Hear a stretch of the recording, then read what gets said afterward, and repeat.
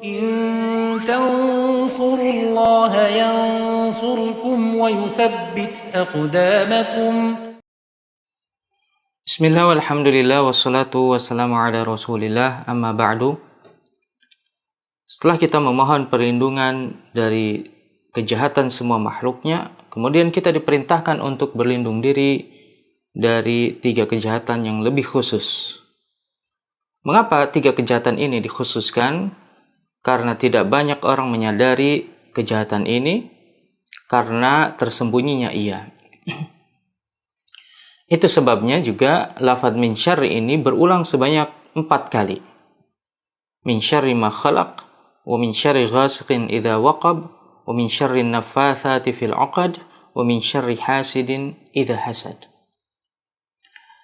Kejahatan pertama yang lebih khusus dari kejahatan sebelumnya yaitu wa min syarri ghasiqin idza waqab. Dari kejahatan malam hari ketika ia telah tiba. Apa itu ghasiq? Al-Imam Az-Zajjaj memberikan pengertian makna dari ghasiq. Kata beliau, aslul ghasaqi al-bardu. Pada asalnya atau secara bahasa, ghasaq itu artinya adalah dingin. Kemudian beliau melanjutkan, wa sumiyal lailu ghasiqan li'annahu abradu minan nahar. Maka malam hari disebut dengan ghasiq karena ia lebih dingin daripada siang harinya. Isim mubalaghah dari ghasiq itu adalah ghassaq. Hal ini sebagaimana disebutkan dalam Al-Quran ketika menggambarkan apa yang ada di dalam neraka. Allah Ta'ala berfirman, la yadhuquna fiha barda wala syaraba illa hamima wa ghassaqa. Bahwasanya penduduk neraka itu tidak pernah merasakan kesejukan dan juga mereka tidak mendapati minuman kecuali hanya hamim dan ghassaq. Maka al-Imam Mujahid dan Muqatil memberikan pengertian apa itu hamim dan apa itu ghassaq. Kata beliau, hamimun al-harul ladzi qad intaha harruhu. Hamim itu adalah panas yang telah mencapai puncaknya. Dan ghassaq adalah al-baridul ladzi qad intaha barduhu. Adalah dingin yang telah mencapai puncaknya. Kemudian, apakah ghasiq itu adalah malam di sepanjang waktunya? Artinya, adakah batasan ghasiq itu? Maka Al-Imam Tsa'labi dalam kitabnya Fiqhul Lughah, beliau menyebutkan tahapan malam. Kata beliau, sa'atul layli asy-syafaqu thumma al-ghasaq thumma al-'atamah ila akhirih. Kata beliau, tahapan-tahapan malam itu dimulai dari asy-syafaq, kemudian diikuti dengan ghasaq, kemudian diikuti oleh atamah, dan seterusnya. Asy-syafaq adalah ketika masih ada tersisa sedikit dari cahaya matahari, maka biasanya langit itu terlihat berwarna merah. Ini yang disebut dengan syafaq, sebagaimana Allah Ta'ala berfirman, fala uqsimu bisyafaq. Adapun atamah adalah ketika gelapnya malam ini mulai sempurna. Biasanya di waktu Isya. Maka ghasaq berada di antara kedua waktu tersebut, yaitu antara maghrib dan juga Isya.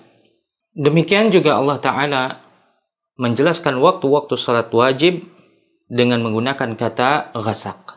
Aqimis salata liduluki syamsi ila ghasaqil laili wa qur'anal fajr. Dirikanlah salat mulai dari tergelincirnya matahari, yaitu waktu salat zuhur dan asar, hingga tibanya waktu malam, yaitu salat maghrib dan salat isya. Kemudian ditutup dengan wa qur'anal fajr, yaitu salat subuh. Kapan batasan atau kapan dimulainya waktu ghasiq ini? Maka Allah Ta'ala menginformasikan idza waqaba. Kata al-Imam al-Akhfash, waqaba yaqibu wuquban wa huwa ad-dukhulu fi syai'. Bahwasanya waqaba itu maknanya adalah masuknya ke dalam sesuatu. Sehingga idza waqaba maknanya adalah idza dakhala, ketika ia telah tiba.